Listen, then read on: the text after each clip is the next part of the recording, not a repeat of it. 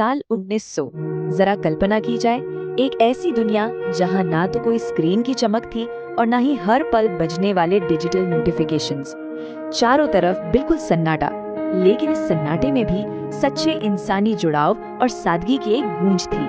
आज हम इसी सफर पर चलेंगे और जानेंगे कि जब दुनिया की रफ्तार आज से इतनी अलग थी, तब लोग एक दूसरे के करीब कैसे आते थे। अब जहन में एक बड़ा और सच कहूँ तो थोड़ा हैरान करने वाला सवाल उठता है। बिना इंटरनेट, बिना किसी वाईफाई और बिना मोबाइल फोन के आखिर लोग एक दूसरे से जुड़े कैसे रहते थे? मतलब आज के दौर में जहाँ पूरी दुनिया फास्ट कनेक्टिविटी पर टिकी है, बिना किसी डिजिटल मदद के लगातार संपर्क में रहना किसी जादू से कम नहीं लगता। तो चलिए उस दुनिया की ओर बढ़ते हैं जहाँ मोबाइल का नामो निशान तक नहीं था। ये एक ऐसी सच्चाई थी जहाँ आज की तरह खबरें हवा की रफ्तार से या एक क्लिक पर नहीं पहुंचती थी, बल्कि उन्हें एक जगह से दूसरी जगह पहुंचने में असल में वक्त लगता था। उस दौर में संदेश भेजने के अपने कुछ खास तरीके हुआ करते थे। संचार के कुछ ऐसे चुनिंदा साधन थे जिन्होंने उस वक्त की पूरी सामाजिक व्यवस्था को मानो एक मजबूत डोर में बांध कर रखा था। आइए जानते हैं वो साधन आखिर थे क्या।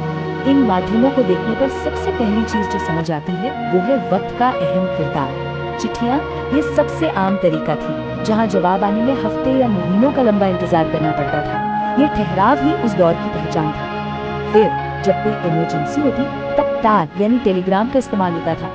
ये छोटे और सटीक संदेश बहुत तेजी से पहुंच जाते थे। और लैंडलाइन फोन, भाई ये तो बेहद दुर्लभ थे, जो सिर्फ कुछ गिने चुने अमीरों या बड़े दफ्तरों की ही शान बढ़ाते थे। लेकिन मशीनों और कागजों से कहीं आगे बढ़कर इस पूरी प्रक्रिया का सबसे गहरा और खूबसूरत हिस्सा इंसानी था। डाकिया उस वक्त के समाज का एक बेहद अहम और एक जिंदा धागा हुआ करता था।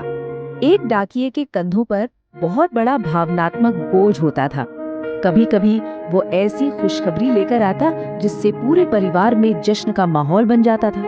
लेकिन दूसरी ही तरफ वही डाकिया कभी कभी कोई दुखद खबर लेकर भी दरवाजे पर खड़ा होता था। वो उम्मीद और डर दोनों का ही एक जीता जागता प्रतीक था।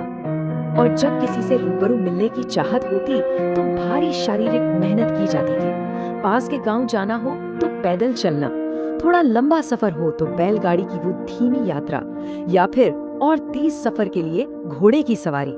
रिश्ते निभाने के लिए इतना लंबा सफर तय करना, ये सच में एक बहुत ही सोच समझ कर लिया गया फैसला होता था। संचार के इन माध्यमों से थोड़ा आगे बढ़े तो एक बड़ा सवाल ये भी है कि आखिर साल 1900 में आम जिंदगी दिखती कैसी थी। उस समय के सामाजिक आदाब और रोजमर्रा की आदतें क्या थी। उस दौर की जीवन शैली बेहद सरल थी। ना कोई सोशल मीडिया और ना ही कोई ऑनलाइन गेम्स। इसका सीधा सा नतीजा ये था कि परिवार एक साथ कहीं ज्यादा समय बिताते थे। बच्चे खुली हवा में बाहर खेलते थे और रात में पूरा परिवार एक जगह जमा होकर एक दूसरे को कहानियां सुनाता था। तकनीक भले ही कम थी, लेकिन लोगों के बीच की नजदीकियां बहुत मजबूत थी। इस पूरी चर्चा से अंत में एक बेहद जरूरी और सोचने पर मजबूर कर देने वाला सवाल सामने आता है।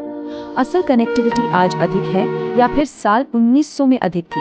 हाँ, तकनीकी रूप से आज संदेश पल भर में पहुंच जाता है, पर क्या वो भावनात्मक जुड़ाव, वो ठहराव और रिश्तों की वो गहराई उस दौर में ज्यादा थी? ये सच में विचार करने वाली बात है कि आखिर सच्चे मायनों में जुड़ने का अर्थ होता क्या है।